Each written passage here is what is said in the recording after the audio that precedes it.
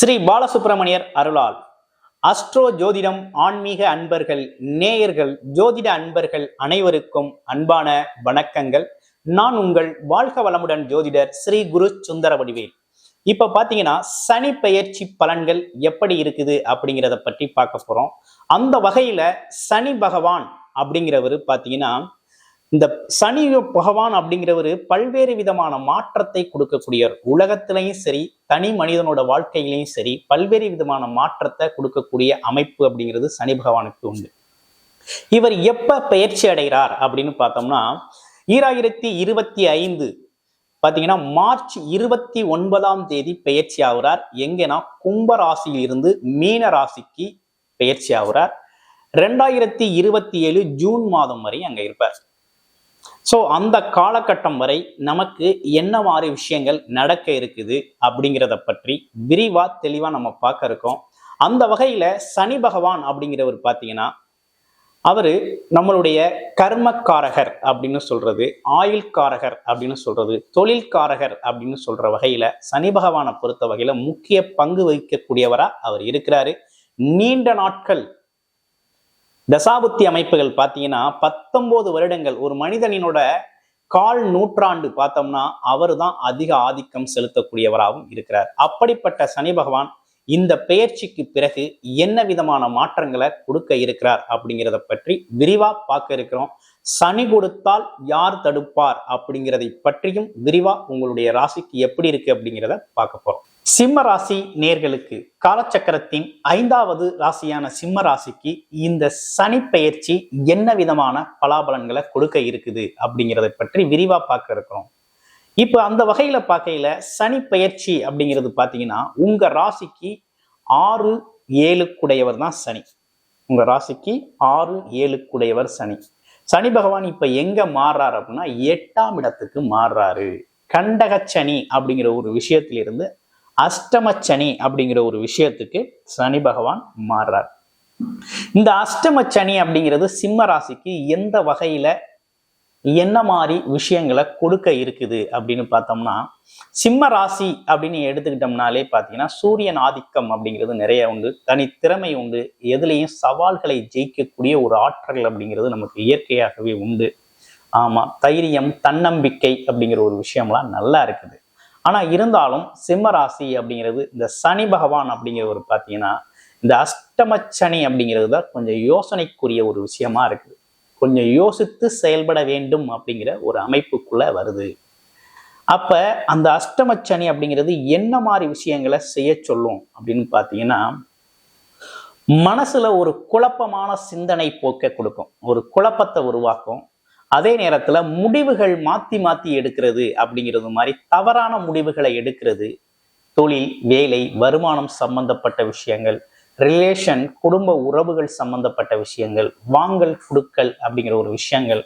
ஆமா, இவை அனைத்திலும் பார்த்தீங்கன்னா முடிவுகளை மாத்தி மாத்தி எடுக்கக்கூடிய ஒரு அமைப்பு, எடுத்த முடிவுகள்ல ஒரு குழப்பமான ஒரு நிலை அப்படிங்கிறத உருவாக்கக்கூடிய ஒரு அமைப்பு அப்படிங்கிறது 8ஆம் இடத்துல சனி பகவான் இருக்கிறதுனால நடக்கக்கூடிய ஒரு அமைப்பு.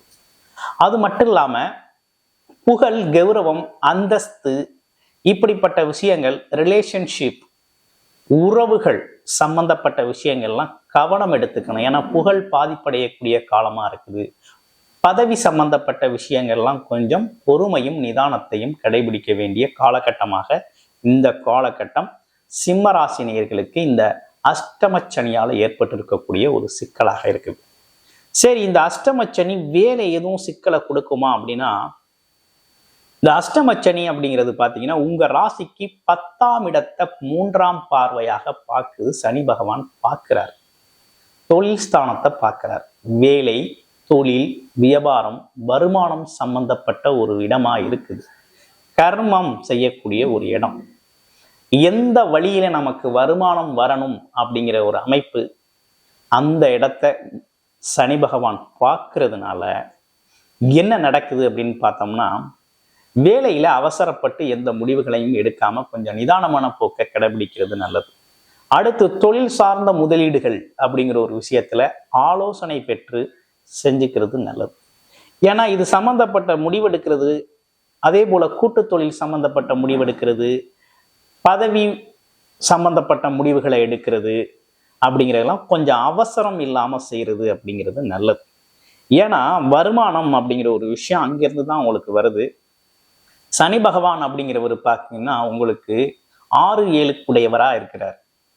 அவர் 8ஆம் இடத்துல இருந்து பார்க்கறதுனால இப்படி ஒரு சிக்கல் வரும். அப்ப ஏற்கனவே ஒரு தொழில் இருக்கு, ஒரு வேலை இருக்கு, வருமானம் இருக்குன்னா கொஞ்சம் நிதானமாக செயல்படுறது அவசியம். தடை தாமதங்கள் அப்படிங்கிற ஒரு விஷயங்கள்லாம் வந்தாலும் அதை கொஞ்சம் பொறுமையா கையாண்டா தான் இந்த காலகட்டத்தை நீங்க ஜெயிக்கலாம். இதுக்கு உங்களுடைய தசாபுத்தி அமைப்புகள் நல்லா இருக்கு அப்படின்னா கொஞ்சம் பயப்பட வேண்டிய அவசியம் இருக்காது.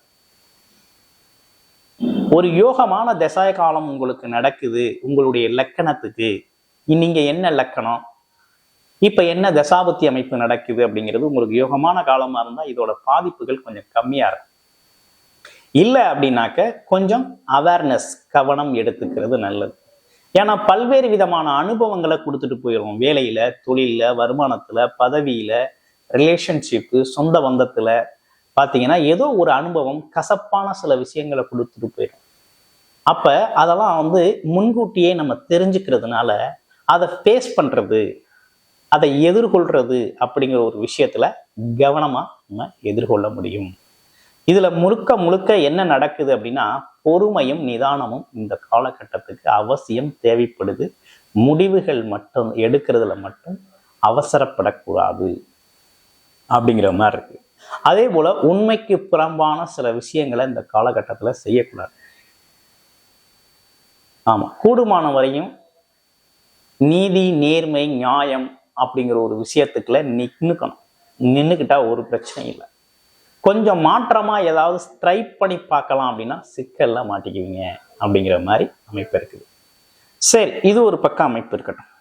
அடுத்து இவர் என்ன பண்றாருன்னா உங்களுடைய ராசியிலிருந்து பார்த்தீங்கன்னா 2ஆம் இடத்தை சனி பகவான் பார்க்கிறார், குடும்பஸ்தானத்தை பார்க்கிறார். தனம், குடும்பம், வாக்கு, வருமானம், சந்தோஷம், மகிழ்ச்சி, ஆதாயம் அப்படிப்பட்ட இடத்தெல்லாம் சனி பகவான் பார்க்கிறார். இந்த சனி பகவான் 7ஆம் பார்வையா பார்க்கறதுனால இந்த குடும்ப ரிலேஷன்ஷிப் இருக்கு இல்லையா, கணவன் மனைவி ஒற்றுமை சம்பந்தப்பட்ட விஷயத்துல கொஞ்சம் சந்தேகங்கள் அப்படிங்கிற ஒரு விஷயம்லாம் சேரும். எப்படி சந்தேகம் அப்படிங்கிற ஒரு விஷயத்த உருவாக்கி விட்டுருவாங்க, யாராவது 3வது நபர்கள் யாராவது உருவாக்கி விட்டுருவாங்க. அவசரப்படக்கூடாது, அவசரப்பட்டு எந்த முடிவுகளும் எடுக்கப்படாது. ஆமா, அதே மாதிரி பார்த்தீங்கன்னா ஒருத்தருக்கு ஒருத்தர் மனஸ்தாபங்கள், நீங்க சொன்னதை அவங்க கேட்கல, அவங்க சொன்னதை நீங்க கேட்கல அப்படின்னு உயர்வு தாழ்வு நோக்கங்கள்லாம், உயர்வு தாழ்வான விஷயங்கள்லாம் வரும். அதெல்லாம் அனுசரித்து போகக்கூடிய காலகட்டமா அந்த காலகட்டம் இருக்குது. அதே போல குடும்பத்தின் வருமானம் அப்படிங்கிறது கொஞ்சம் தடைபடும். எப்படின்னா நீங்க ஒரு கமிட்மெண்ட்ல நினைச்சு போவீங்க, ஆனா உங்களோட வருமானம் அப்படிங்கிறது அதுக்கு ஈக்குவல் அப்படிங்கிறது கொஞ்சம் ஈக்குவல் அப்படிங்கிறது பண்ண முடியாத சில சூழ்நிலைகள் ஏற்படும். அப்ப அதுக்கு என்ன செஞ்சா சரியா இருக்கும் அப்படிங்கிறதெல்லாம் நீங்க அதற்கு ஏற்றார் போல உங்க சூழ்நிலைகளை தகமைச்சுக்கிறது அப்படிங்கிறது ரொம்ப நல்லது. அடுத்து பேச்சு, கொஞ்சம் பேசுறதே நிதானமா பேசணும். ஏன்னா யாருக்கும் ஜாமீன் போடக்கூடாது, யாருக்கும் உத்தரவாதம் கொடுக்கக்கூடாது. அதே நேரத்துல உறவுகள்ல கொஞ்சம் கவனமாவே பார்த்து பேசணும் அப்படிங்கிற அமைப்பு இருக்குது. அதே போல பார்ட்னர்ஷிப்லையும் கொஞ்சம் கவனமா பேசணும் அப்படிங்கிற அமைப்பு இருக்கு. பார்ட்னர்ஷிப் தொழில் பண்றவங்கலாம் கொஞ்சம் கவனமா பேசணும். அவசரப்பட்டீங்க அப்படின்னா கொஞ்சம் காம்ப்ளிகேட் ஆகி போயிடும். அது நமக்கு டிஃப்ரெண்டான ஒரு அனுபவமா கொடுத்துட்டு போயிடும். ஏன் நம்ம இதை செஞ்சோம், இப்ப இது இப்ப தேவையில்லாத விஷயத்த செஞ்சிட்டோமோ, பேசிட்டோமோ அப்படிங்கிறது மாதிரி கன்ஃபியூஷனை நமக்கு உருவாக்கி விட்டுரும். அதனால இந்த விஷயத்திலையும் கவனமா இருக்கணும். அடுத்து பாருங்க, உங்க ராசியிலிருந்து 5ஆம் இடம், 5ஆம் இடம் குலதெய்வம், குழந்தைகள். அடுத்து வேற என்ன விஷயம் இருக்கு அப்படின்னு பார்த்தோம்னா பூர்வீகம் சம்பந்தப்பட்ட விஷயங்கள், ஆழ்மன எண்ணங்கள், ஆசைகள் சம்பந்தப்பட்ட விஷயங்கள், அதிர்ஷ்டம் சம்பந்தப்பட்ட விஷயத்திலாம் தடை தாமதம் வருது. அப்ப இதுலலாம் கொஞ்சம் அவேர்னஸ் எடுத்துக்கணும். குழந்தைகளை கொஞ்சம் பக்குவமா கையாளணும். குலதெய்வ கோயிலுக்கு அடிக்கடி போயிட்டு வரணும். அடுத்து பார்த்தீங்கன்னா பூர்வீகம் சம்பந்தப்பட்ட விஷயத்துல கொஞ்சம் கவனமா பொறுமையா நிதானமாக செயல்படணும். மனக்கிளர்ச்சி ஏற்படாமல் மனதை ஒரு நிலையில வச்சுக்கணும். ஒரு நல்ல மனநிலையில நம்ம இருக்கணும் அப்படிங்கிற ஒரு அமைப்பு வருது. அப்ப இந்த காலகட்டம் எல்லாமே நமக்கு பார்த்தீங்கன்னா எதை கொடுக்குது அப்படின்னா பல்வேறு விதமான அனுபவங்களை கொடுக்க தயாராகுது. நமக்கு கோபத்தை உருவாக்குறது, பிரச்சனைகளை ஏதாவது உருவாக்குறது, மனக்குழப்பத்தை உருவாக்குறது. ஆமா, நல்லது கெட்டது எது அப்படின்னு ஆராய்ஞ்சு முடிவெடுக்கிறதுல ஒரு சிக்கல் வர்றது.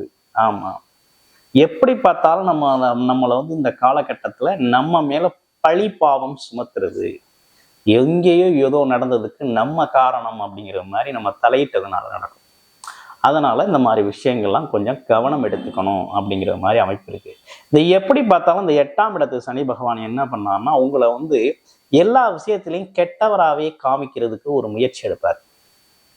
அப்ப இதுக்கு நீங்க என்ன செய்யணும் அப்படின்னா ஒரு நல்ல அருமையான விஷயம் என்னன்னு கேட்டீங்கன்னா யோகா மெடிடேஷன் செஞ்சுக்கிறது ரொம்ப நல்லது.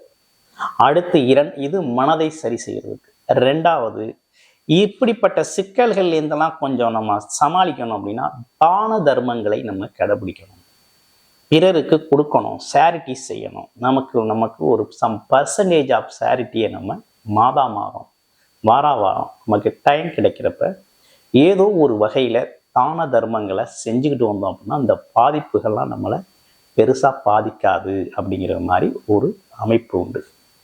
அடுத்து கொஞ்சம் பக்தி செலுத்தணும். இல்லை இறை நம்பிக்கை இல்லைன்னா இயற்கையாவது நம்பணும். இயற்கை சம்பந்தப்பட்ட விஷயத்துல நம்ம தலையிடணும். அடுத்து கவனமா இருக்க வேண்டிய பகுதி என்னன்னு பார்த்தீங்கன்னா யாருக்கும் ஜாமீன் போடக்கூடாது, கடன் வாங்குறது அப்படிங்கிற ஒரு விஷயத்துல கொஞ்சம் கவனம் இருக்கணும். அடுத்து கையெழுத்திடுறதுல கவனம் இருக்கணும். திடீர்னு 1 போட்டா 2 கிடைக்கும், 2 போட்டா 3 கிடைக்கும் அப்படின்னு சொல்லி நம்ம 1 லட்ச ரூபாய்க்கு 50 லட்ச ரூபா சம்பாதிக்கலாம், 50 லட்ச ரூபா போட்டா 5 கோடி ரூபாய் சம்பாதிக்கலாம் அப்படிங்கிற மாதிரி ஆசை வார்த்தைகளை நம்பி எதுலையும் முதலீடு செஞ்சிடாதீங்க. கவனம் எடுத்துங்க. மோசடி கும்பல்கள் பார்த்தீங்கன்னா இந்த காலகட்டத்தில் எந்த வகையிலாவது உங்களுக்கு ஒரு இழப்பு, பொருளாதார இழப்புகளோ உறவுகள் சார்ந்த விஷயத்துல ஒரு கசப்பான உணர்வுகளோ கொடுக்கறதுக்கான வாய்ப்புகள் எதற்கும் இடம் கொடுக்காம இருக்கணும் அப்படிங்கிறது தான் இந்த அமைப்பு. அப்ப அதெல்லாம் கவனம் எடுத்துக்கணும், அவேர்னஸ் கவனம் எடுத்துக்கணும் அப்படிங்கிறது தான் முக்கியமாக உள்ள ஒரு அமைப்பு. ஆமா, அப்ப பொறுமை நிதானம் அவசியம், அமைதி அவசியம் அப்படிங்கிறது இந்த அர்த்தாஷ்டம சனி காலத்துல பயன்படுத்த வேண்டியதா இருக்குது.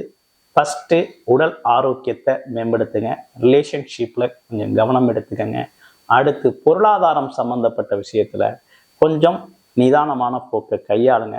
பேர் புகழ் பதவி இது சம்பந்தப்பட்ட விஷயத்துலாம் கொஞ்சம் அவேர்னஸ் எடுத்துக்கங்க. தான தர்மங்களை நிறைய செய்யுங்க. இந்த அர்த்தாஷ்டம சனி அப்படிங்கிற பாதிப்பிலிருந்து நீங்க ஓரளவு விடுதலை பெற்று சிறப்பாக வாழ வாழ்த்துக்கள்.